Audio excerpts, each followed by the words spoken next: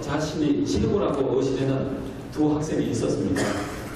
하루는 이 두 학생이 그 병원 복도를 걷고 있었는데 어떤 남자가 매우 고통스러운 표정을 하면서 고개를 숙이고 저쪽에서 걸어오는 거예요. 그래서 한 학생이 그 고통스러워하는 그 남자를 바라보면서 저 사람 분명하게 류마티스 관절염 환자야 이렇게 이야기를 했습니다.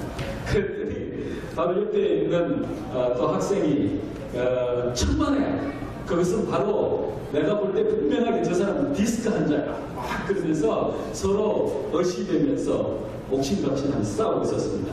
그때 이 고통스러워하는 표정을 하면서 오는 그 신사가 그들에게 이렇게 물었습니다. 화장실이 어디 있어요? 때때로 착각은 자유라고 하지만 우리가 하는 착각들이 너무나 어리석다 또 엉뚱하다고 하는 생각을 가질 때가 많은 것입니다. 한 번은 어떤 목사님께서 부흥회를 하시면서 그리스도인의 교만에 대한 설교를 하셨습니다. 이 설교를 마치고 난 다음에 이제 한 여집사님을 만나게 됐는데 여집사님이 굉장히 감사한 표시를 하면서 목사님, 제가 오늘 목사님 설교에 너무나 깊은 감동을 받았습니다. 사실 제가 이 교회에서 최고 미인이라고 생각해서 너무 교만했는데 오늘 말씀을 듣고 나면서 정말 많이 회개를 했습니다. 그렇게 이야기를 했습니다. 그때 목사님이 그렇게 솔직히 고백해주는 이 집사님에 대해서 고맙게 생각하면서 얼굴을 자세히 쳐다보니까 그렇게 예쁘지가 않아요.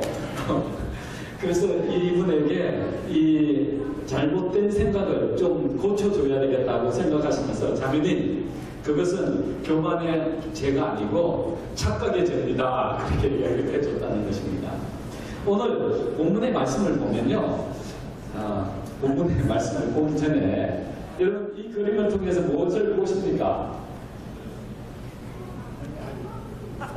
이 그림이 무슨 그림이에요? 한 두 노인이 보이죠? 그리고 또 뭐가 보입니까? 사람, 악기 치고 기타 치고. 예, 기타 치고 있는 그리고 함께 있는 예민의 모습을 볼 수가 있죠? 예. 때때로 우리는 어떤 그림을 보라볼 때 중요한 것을 보지 못할 때가 있습니다. 그렇죠?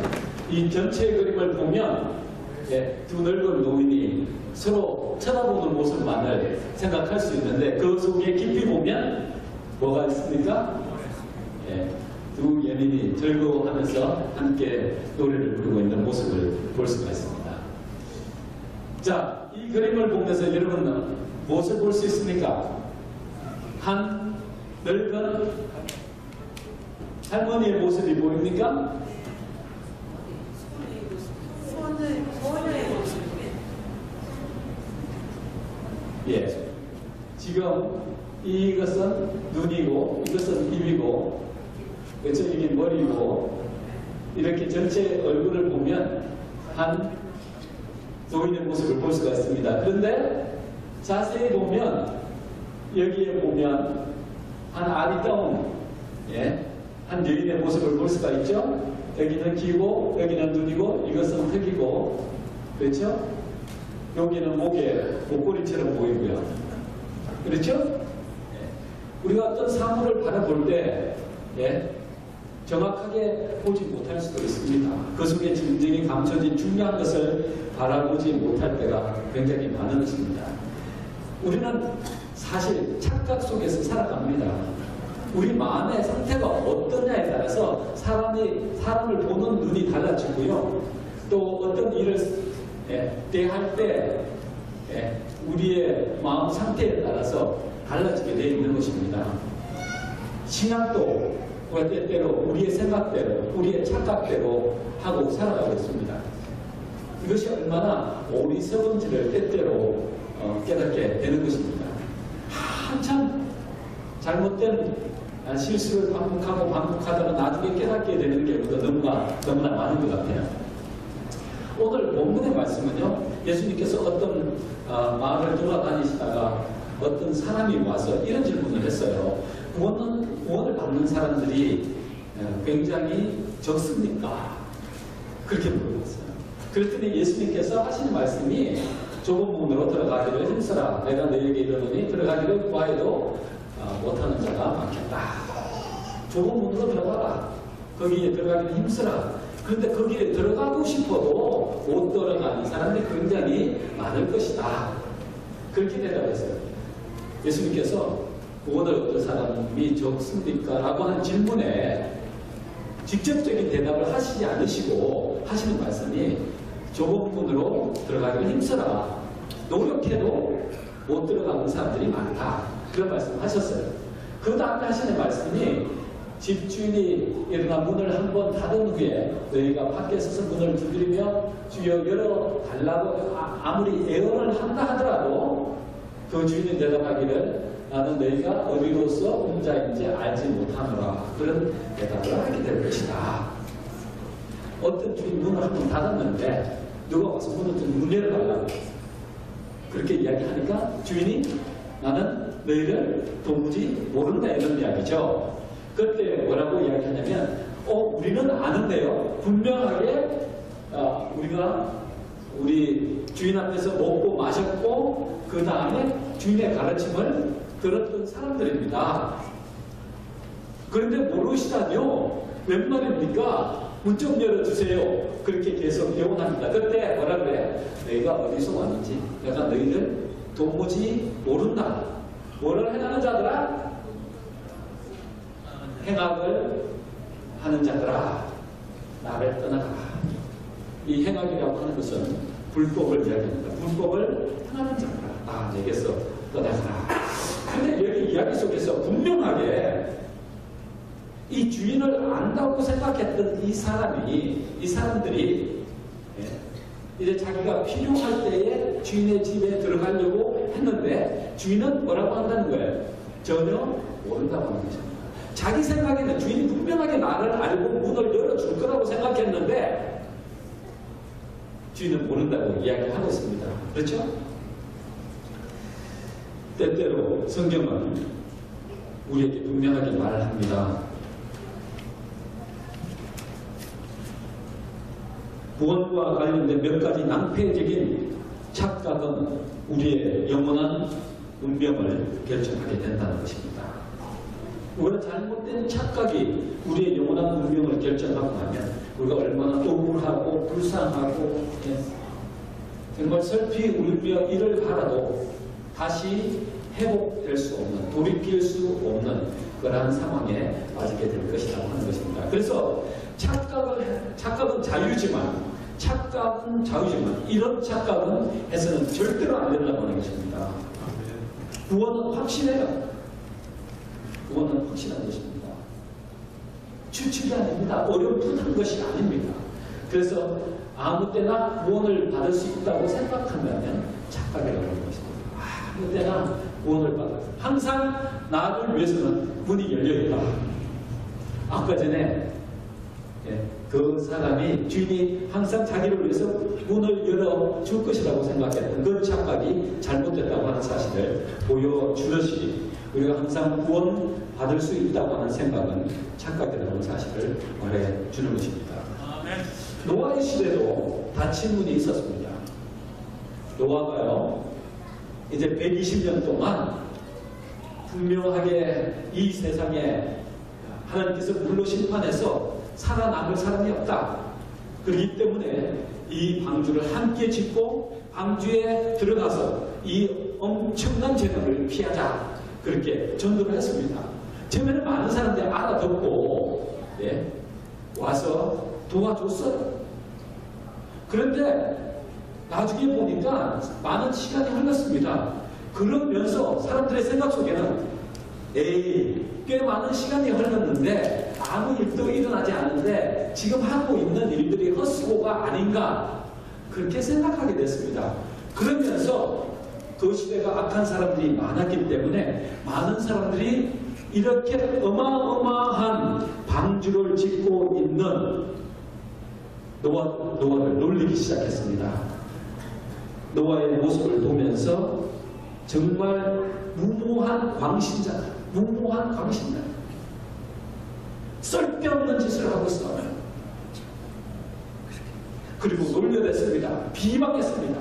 그러다 보니까 함께 동조하고 도왔던 사람들까지도 슬슬 이제 공문이 지기 시작한 거예요. 방주는 지어졌습니다. 그래도 날씨가 맑아요. 아무 일이 없어요. 그런데 얼마 있지 않아서 회오리 바람이 불면서 이상한 현상이 일어났습니다. 모든 짐승들이 줄을 지어서 방주 안으로 들어가는 겁니다. 이때까지 한 번도 그런 일을 본 적이 없어요.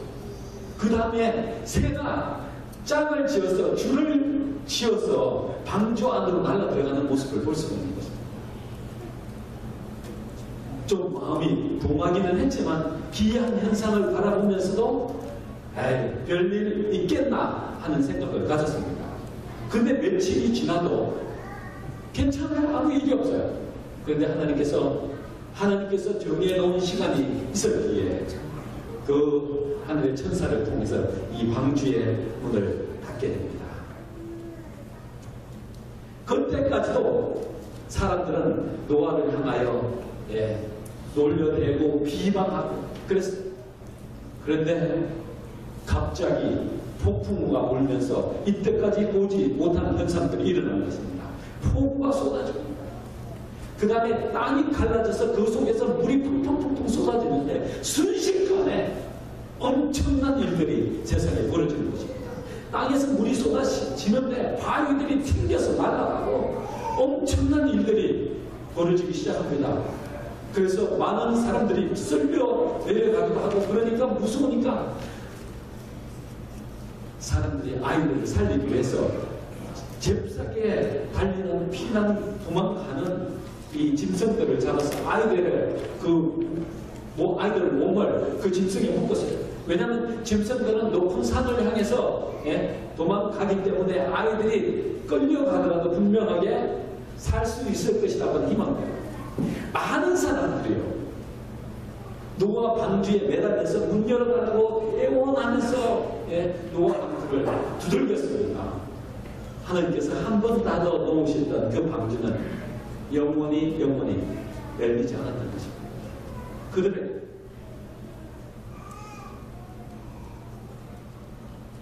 아무리 높은 산으로 올라가도 물은 계속 차오르고 짐승들이 때려져서 높은 산으로 올라와서 그 재난을 피하려고 하는데 사람들과 섞여서 서로 살려고 영원하다가 밀려가고 끌려가고 그 물에 휩싸여서 많은 사람들이 죽게 돼요. 결국은 모든 사람들이 그 물로 인하여 다 죽게 되었습니다. 아브라함 시대에도 다친 분이 있었습니다. 우리가 너무나 잘 알듯이 소돔과 고모라라고 하는 그 성은 참으로 비옥하고 아름다운 곳이었습니다. 그래서 정말 사람들이 보기에 지상의 낙원이라고 생각했습니다. 그렇게 아름다운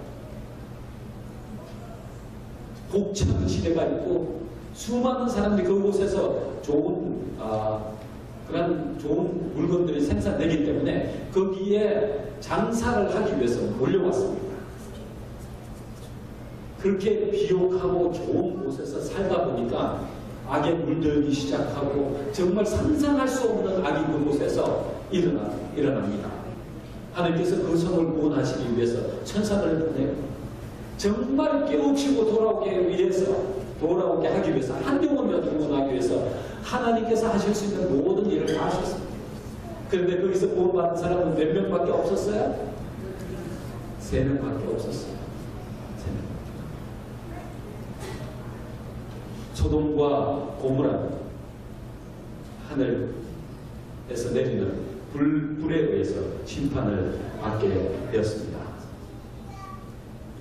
그리스도 시대에도 다친 분들이 있었습니다. 예수님께서 3년 반 동안 정말 하나님의 택한 백성이라고 자부했던 그 엄청난 유태인들을 구원하시기 위해서 그 하나님께서 하실 수 있는 모든 일들을 다 하셨습니다.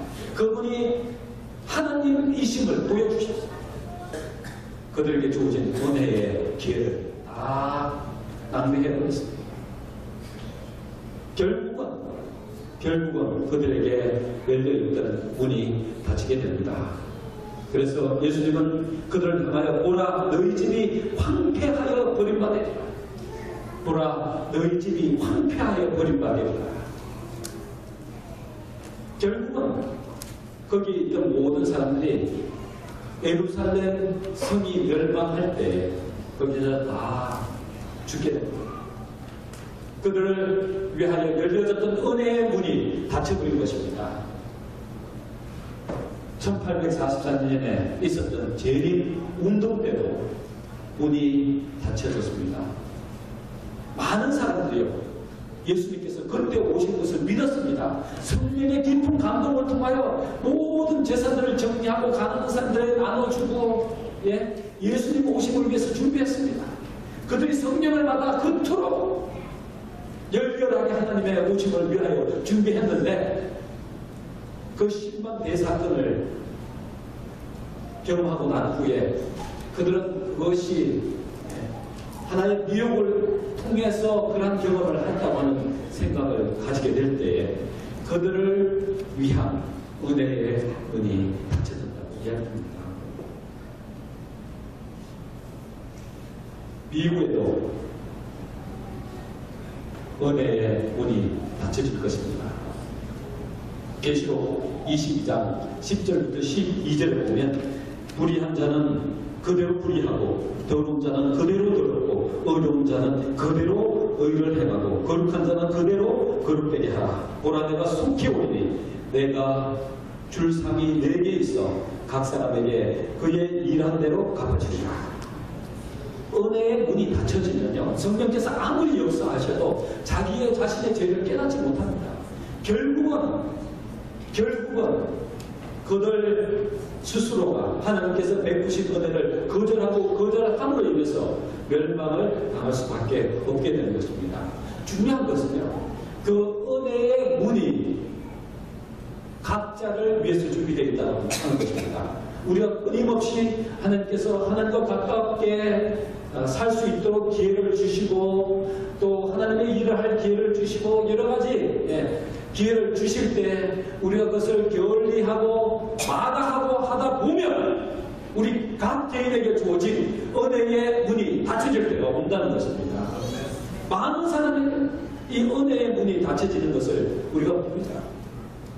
때때로 사람의 장난을 통해서 그렇게 보여질 수도 있지만 그러나 하나님께서 보실 때 주어진 기회들을 다 활용하지 못하고 더 이상 성령의 역사가 아무 교력이 없는 사람들에게는 하나님께서 그를 위하여 마지막 은혜를 베푸시는데 그 은혜를 위하여 은혜의 문을 닫는 것입니다. 왜냐하면 더 이상 성령의 언사가 성령의 역사가 교력이 없을 때는 그 사람이 행하는 모든 일들이 다 악이고 많은 사람에게 악한 영향을 미치고 그로 인하여 수많은 사람들이 어려움을 당할 것을 아시고 그를 향한 은혜의 문을 닫아버리시는 것입니다.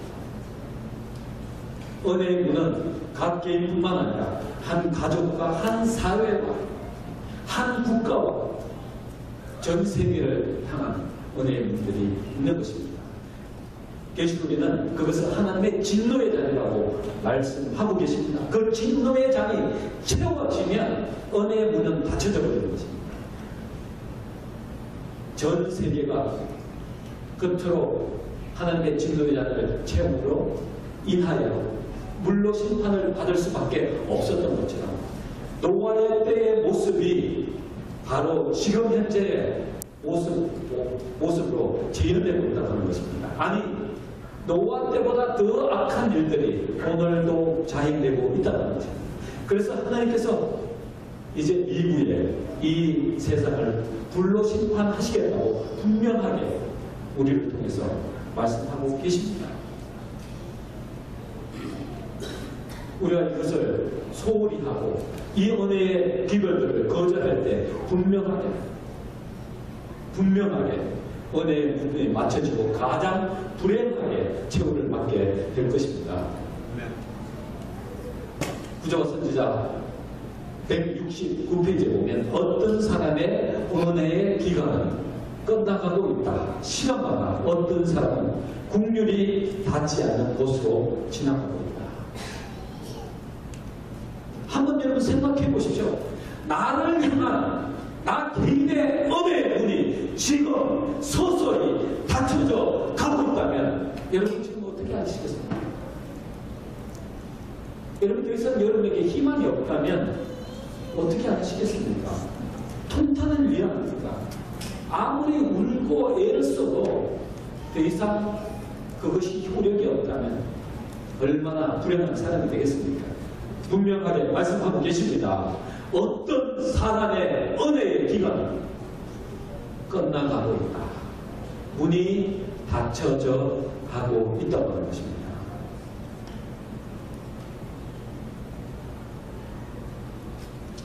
옛날 어떤 마을에 한 청년이 살고 있었는데요. 이 청년은 건너 마을에 사는 한 처녀를 무척 사랑했습니다. 하루는 용기를 내서 그 여자를 찾아갔습니다. 그리고 이렇게 고백했습니다. 나와 결혼해 주시겠소? 난 당신을 무척 사랑합니다. 내가 어떻게 하면 당신과 함께 결혼하여 살 수 있습니까? 그렇게 물었습니다. 그때에 그 처녀가 얼굴을 붉히면서 이런 이야기를 했어요. 제게는 아무것도 필요 없습니다. 그저 2마리의 말, 그거 말고 5마리의 소만 준비되면 언제라도 오십시오. 그러면 기꺼이 당신의 신부가 되겠습니다. 그렇게 이야기했어요. 그랬더니 이 청년이 그 말을 듣고 삐뜻이 기뻤습니다. 아, 5마리의 소만 준비하면 그 사람을 아내로 맞아서 행복하게 살 수 있겠구나 생각하고 정말 기뻤습니다. 그리고 난 다음에 이 5마리의 소를 구하기 위해서 열심히 일했는데 생각처럼 돈이 빨리 걸리지 않는 것입니다. 게다가 또 흉년이 들어서 그 시간이 자꾸 지연되게 되었습니다. 그러다 보니 혼자서 넓게 되었어요. 어느덧 50년이라고 하는 세월이 지나갔는데 어느 날 이 청년이었던 사람이 노인이 돼서 한 친구를 만났습니다. 자네, 내가 옛날에 사랑하는 사람이 있었다네. 근데 이 사랑하는 사람이 이런 이야기를 해서 2마리의 말, 아니 그거 말고 5마리의 소만 준비되면 오라고 이야기했다. 그랬더니 그 사람이 깜짝 놀라면서 아니 그 말의 뜻은 이런 것이야. 2말 말고 5소. 2말 말고 5소라는 말이라. 그 말이 2말 말고 5소라고 하는 이야기인데 왜 50년이라고 기다렸느냐고. 그 사람은 2마리의 말이 아니고 5마리의 소만 준비되면 오라고 생각했는데 그 뜻이 알고 보니까 2말 말고 5소예요. 그냥 갔더라면 아리따운 처녀를 아내로 맞아들여서 신부를 삼고 행복하게 살았을 텐데 그 뜻을 이해하지 못한 것 때문에 50년이라는 세월이 흘러도 그 아리따운 처녀를 사랑하는 사람을 자기의 아내로 맞이할 수 없었다는 것입니다. 계시록 22장 17절에 보면요. 성령과 신부가 말씀하시기를 오라 하시는도다. 늙는 자도 오라 할 것이요 목마른 자도 올 것이요 또 원하는 자는 값없이 생명수를 받으라 하시다. 오라고 하는 말씀은 무슨 뜻이냐면요. 2말 말고 오시라는 오라는 거예요. 2말 말고 오라는 말이에요. 이것은 복음입니다. 그 누구도 예외 없이 가면 생명수를 받고 영원토록 살 수 있는 축복을 누리게 되는 것이 복음입니다. 성경은 이것을 우리에게 인식시켜 주기 위해 끊임없이 우리에게 말씀하고 계십니다. 그런데 우리는 이렇게 쉬운 것, 이렇게 좋은 것을 진정으로 좋은 것이라고 깨닫지 못하고 착각하며 살아가고 있다고 하는 것입니다. 착각은 자유지만 이렇게 소중한 것을 착각하면 가장 소중한 것을 잊어버리게 되는 것입니다. 히브리서에 보면요, 슈브라고 하는 말인데 내게로 돌아오라, 내게로 돌아오라고 하는 말입니다. 그것은 바로 두말 말고 호소, 두말 말고 호소. 두 번째, 넓은 길에 구원이 있다고 믿는 것은 착각이다. 넓은 길에 구원이 있다고 하는 것은 착각이다. 많은 사람들이 넓은 길을 선호합니다. 제가 콜로라도 있을 때 어떤 한 천주교인을 만났어요. 천주교인을 만나서 이렇게 이야기를 하다가 이제 성경의 모든 이야기를 다 해줬습니다. 오, 목사님, 성경 말씀이 많네요. 예. 그런데 이 10억의 인구, 그 다음에 이 수많은 아름다운 건물들, 많은 훌륭한 사람들 배출하고 가장 역사가 깊은 이 교회가 어떻게 하나님의 뜻대로 하지 않는다고 생각할 수 있습니까?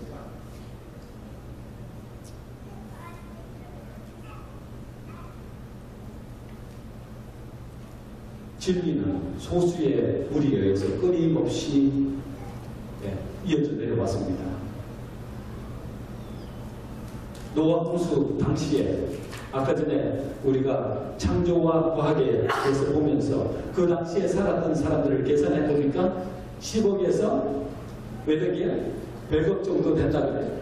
평균자가 50억이라고 하는데 그 50억 중에 구원받은 사람이 몇 사람이었습니까? 8명. 넓은 길에만 구원이 존재한다고 하는 착각은 가장 위험한 착각이 될 수 있습니다. 돌이킬 수 없는 착각이 될 수 있는 것입니다. 그래서 마태복음 7장 13절에 보면 좁은 문으로 들어가라. 멸망으로 인도하는 문은 크고 그 길이 넓어 그리로 들어가는 자가 많고 생명으로 인도하는 문은 좁고 길이 협착하여 찾는 이가 적음이니라. 거짓 선지자들 삼가라. 양의 옷을 입고 너에게 나오나 속에는 노락질하는 일이니라. 많은 사람들이 좁은 길을 걷기를 원치 않습니다. 왜냐하면 그것은 고난의 길이요 험난한 길입니다. 사람들이 알아주지 않아요. 때때고 사람들이 일하느라고 비방하고 손가락질하고 그 치욕을 견딜 수가 없어서 많은 사람이 많이 있는 곳으로 가는 그러한 불행한 선택을 하는 사람들도 있는 것입니다. 그래서 생명으로 인도하는 분은 좁고 협잡해서 찾는 사람이 적다. 제가 목사가 될 때는 원대한 포부를 가졌습니다. 제가 신봉하는 교회가 1000명, 10,000명이 되는 교회를 만들어 보겠다고 하는 그런 꿈을 가지고 목회기를 들었습니다. 근데 그건 아니더라고요. 원대로 되지 않더라고요. 진리를 고수하는 데는 그만큼 고난이 따른다고 하는 사실을 깨닫게 되는 것입니다. 생명으로 인도하는 분은 좁고 길이 협착하여 찾는 이가 적다. 한 영혼을 구원하는데 얼마나 회사의 고통을 때때로 경험하는지 모릅니다. 우리 교회의 한 교인 되기 위해서는 얼마나 적응이 되기 위해서 제가 한 영혼을 구원하는데 얼마나 힘이 들고 많은 에너지가 필요한지를 새삼 깨닫게 됩니다. 자신이 없어져요. 점점. 왜냐하면 생명으로 인도하는 분은 좁고 협잡해서 찾는 이가 적기 때문에 그렇다는 겁니다.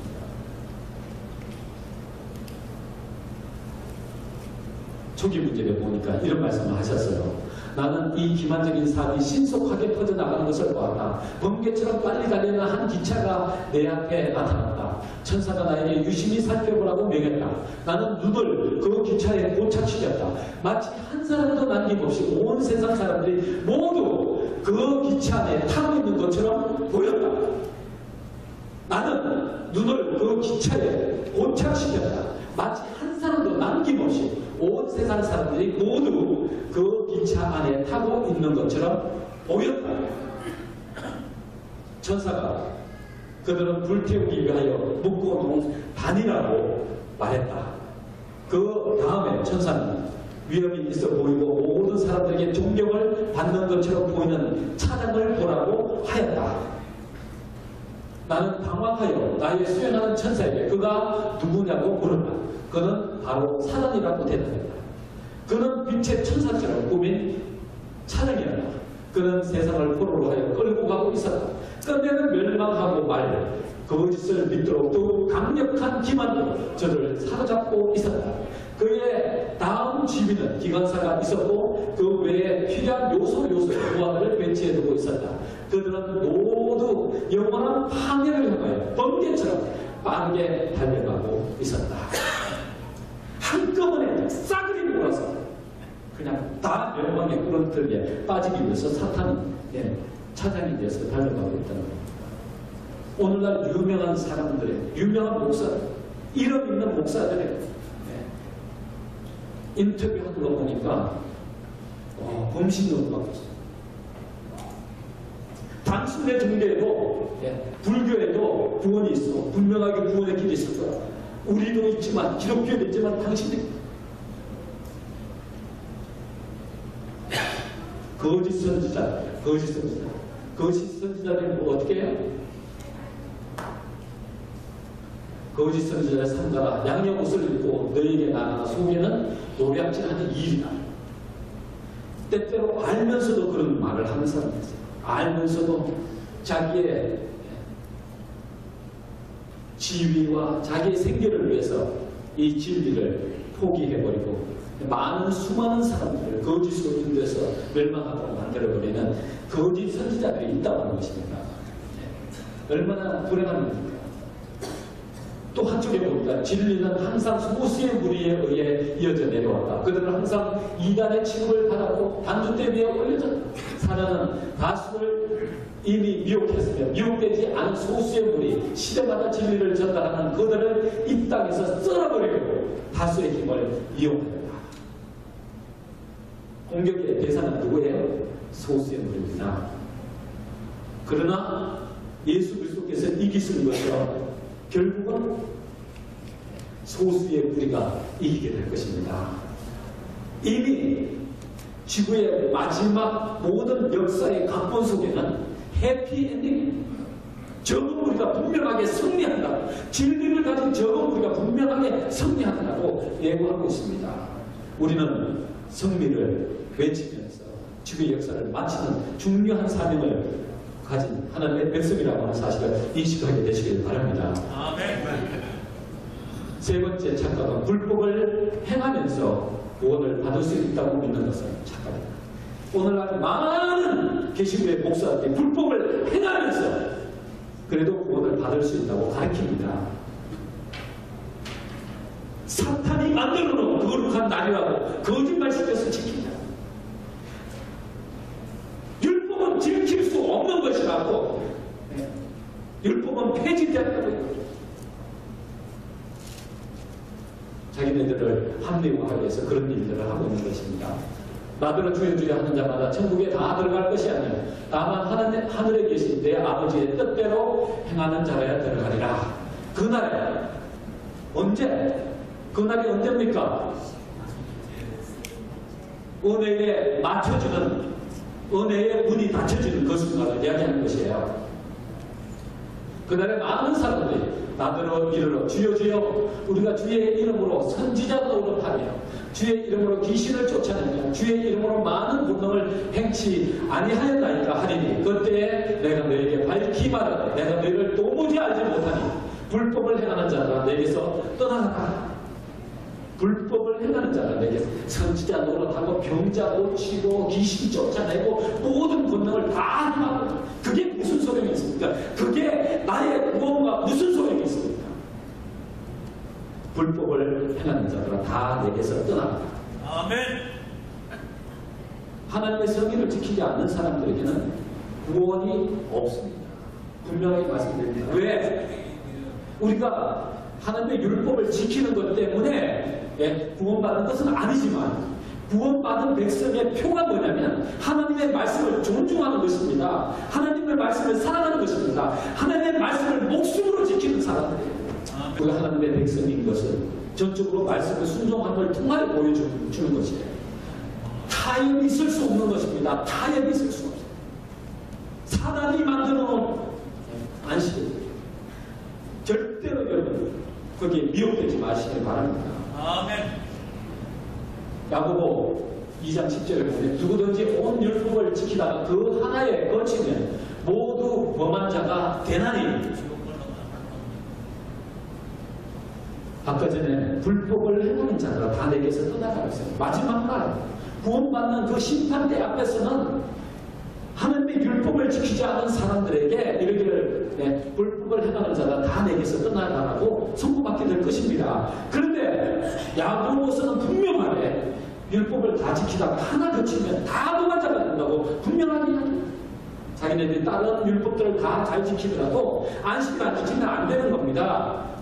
간음하지 말라 하시니가 또한 살인하지 말라 하셨을 때 내가 비록 간음하지 아니하여도 살인하면 율법을 범한 자가 되느니라. 형제들, 만일 사람이 믿음이 인도를 하고 행함이 없으면 무슨 이익이 있으리요? 그 믿음이 너희 자신을 구원하겠느냐? 믿음과 구원은요 병행하는 것입니다. 떼놓을래야 떼놓을 수 없는 것입니다. 믿음은 행함으로 증명되는 것입니다. 어떻게 사람이 하나님의 율법을 온전히 지킬 수 없다고 과감하게, 그것도 목사들이 그런 이야기를 할 수가 있습니다. 사랑은 율법의 완성이라고 합니다. 우리가 하나님을 사랑하게 되고 이웃을 외모와 같이 사랑하게 되면 율법은 자연적으로 지켜지게 되는 것입니다. 그들의 물건을 훔칠 수가 없어요. 그들을 미워할 수가 없어요. 그들이 가지고 있는 모든 것을 탐낼 수가 없어요. 자연적으로 지켜지는 것이에요. 그런데 왜 지킬 수 없다고 이야기해요?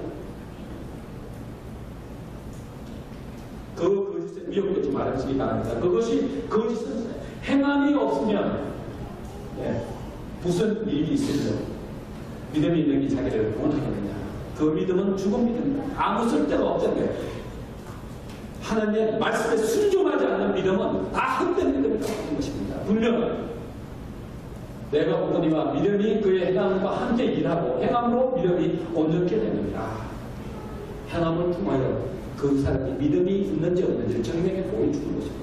믿음이 있다고 하면서 뒤에 가서 나쁜 짓은 다 하고, 그래서 세상 사람들이 믿지 않는 사람들 말하기를 내가 안 믿어도 당신보다 더 선하게 살 수 있어 하는 그런 비방을 듣게 되는 것입니다. 그러면서 버젓이 그리스도인이라고 이야기하고 다닐 수 있겠습니다. 영혼이 없는 몸이 죽은 것 같이 행함이 없는 믿음은 죽은 것입니다. 순종과 믿음은 분리할 수 없는 것입니다. 절대적인 것입니다. 많은 사람들이 이것 때문에 미혹되어서, 찰스 스펄전은 이런 이야기를 했습니다. 우리는 사람이 행위에 근거해서 구원을 받는 것이 아니라는 사실을 확신할지라도 또한 그것이 행위가 없다면 아무도 구원받지 못할 것이라는 사실도 똑같이 확신합니다. 찰스 스펄전 누구예요? 개신교 목사입니다. 분명하게 행위 없이는 구원받을 수 없다. 우리가 행위로 구원받는 건 아니지만 그 행위가 하나님께서 나와 함께 하셔서 하나님께서 말씀하신 모든 것을 이루어 주신다고 하는 것을 증거하는 것입니다.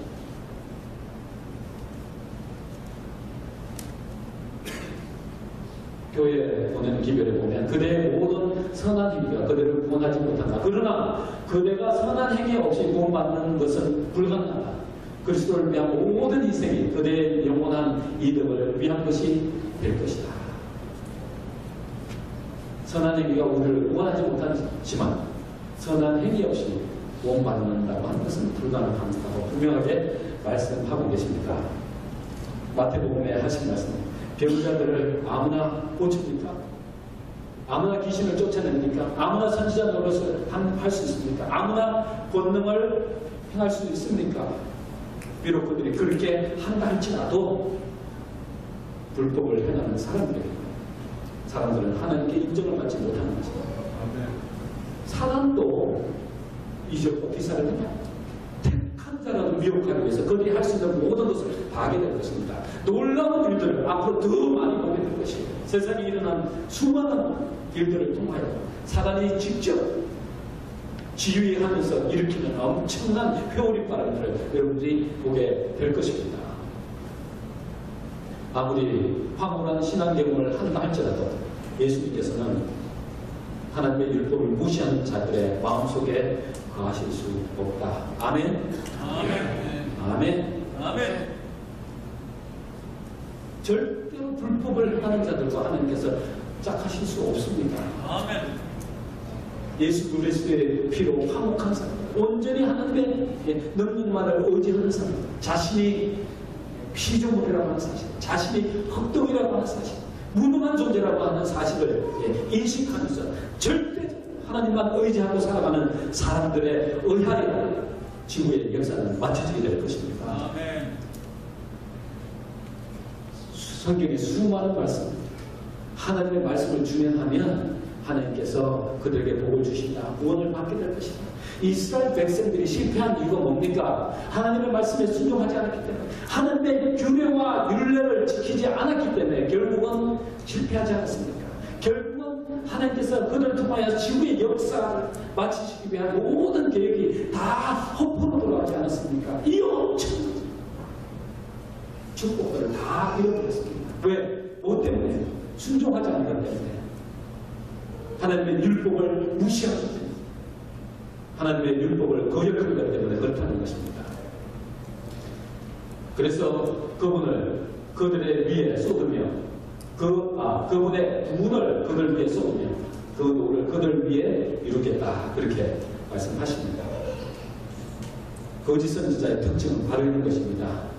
세상에 무슨 일이 일어날 것인가? 평화롭다, 안전하다, 별일 없을 것이다, 염려하지 마라, 인생을 즐겨라, 하나님의 축복을 즐겨라, 돈 많이 내면 복 받을 것이다. 율법을 지킬 수 없다고 가르치는 것은 거짓 선지자입니다. 구약은 예수님의 오심으로 폐지되었다고 가르치는 것은 거짓 선지자입니다. 율법이 폐지되었다고 가르치는 것은 거짓 선지자입니다. 왜냐하면 율법이 우리가 얼마나 추하고 더럽고 연약한 존재라고 하는 것을 보여주는 가장 중요한 역할을 하는데, 율법이 폐해가면 내가 하고 싶은 것 다 해도 나를 정죄할 법이 없어. 내가 나쁜 일 아무리 해도 나를 죄인이라고 이야기할 수 있는 근거가 없는 것입니다. 법이 무엇이 옳고 그런지를 심판하는 기준이 되는데, 율법이 폐했다고 하면 우리 마음대로 살아도 괜찮을까? 어떻게 그런 말을 지도자들이 할 수 있습니까? 말도 되지 않는 게 아니죠. 하나님께서 주신 것 아무것이나 먹어도 된다고 하고, 눈 가리고 아무 시기에 눈 가리고 베드로에게 내려줬던 그 환상이 유태인들의 생각 속에 이방인은 더럽고 같이 짝할 수 없는 그러한 존재라고, 저주받은 존재라고 생각했던 베드로의 사상과 생각을 바꿔주기 위하여 그들도 하나님께서 거룩하다고 여기면 거룩하다고 하는 사실을 깨닫게 해주시기 위해서 부정한 짐승의 고기를 내려주셨는데, 그것을 빼놓고는 아무것도 먹어도 된다. 먹는 것이 우리의 성품을 만드는 것입니다. 하나님의 거룩한 형성을 회복시키는데 절대적으로 방해하게 만드는 것. 그것을 때때로 알면서도 뭐라고 해요? 마음대로 먹고 엄청난 진리에 대한 왜곡입니다. 이러한 이야기를 하는 사람은 다 거짓을 사실. 어떻게 하나님께서 분명하게 먹지 말아야 할 것을 가르쳐 주셨는데 그것을 마음대로 먹을 수 있습니까? 우리의 몸은 하나님께서 거하시는 거룩한 전이라고 말씀하셨어요. 하나님 계신 곳이 있어요. 우리 마음속에 하나님만 계시는 곳이 어디냐면 우리 몸 전체가 하나님의 전이지만 하나님께서 계시는 곳은 지성소예요. 그 지성소의 자리가 어디냐면 우리의 마음이에요. 그런데 우리가 무엇을 먹고 무엇을 하느냐에 따라서 우리의 지성소가 더럽혀지는 것입니다. 그 지성소가 더럽혀지면 하나님께서 어떻게 그 지성소에 계실 수 있습니까? 아니죠. 그 누구도 계실 수가 없으시죠. 거룩한 존재는 그곳에 계실 수가 없는 것입니다. 한 번 구원받으면 영원히 받는 얼마나 인기 있습니까? 옛날에 예수님께서 그러면 당신 구원받았어. 무엇을 해가든지 아무 상관없어. 당신 구원받았어. 한 번 구원받아. 얼마나 멋있습니까? 얼마나 편합니까? 내 법대로 살도록 마음을 편하게 해주는 기도입니다. 신신한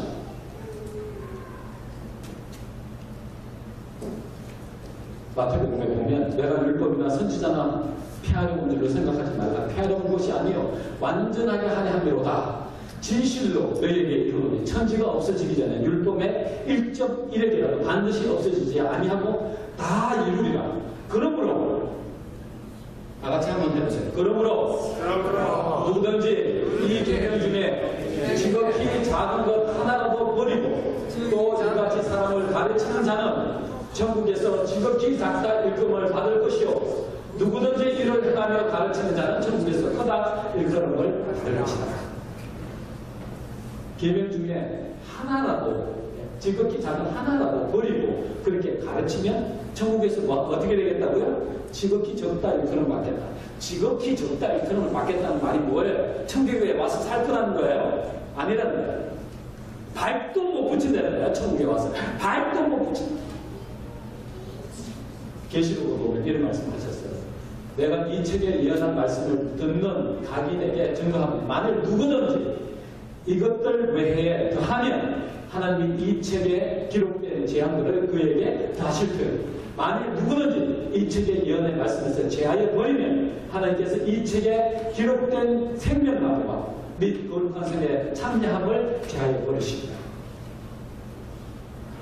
하나님의 거룩한 진리의 말씀을 빼버리면 하늘에 있는 생명책에서 그들의 이름을 제해버리고 생명나무의 과실을 먹을 수 있는 엄청난 특권을 제해버리시고 만약에 더하면 하나님께서 예비하신 재앙을 그들에게 내리십니다.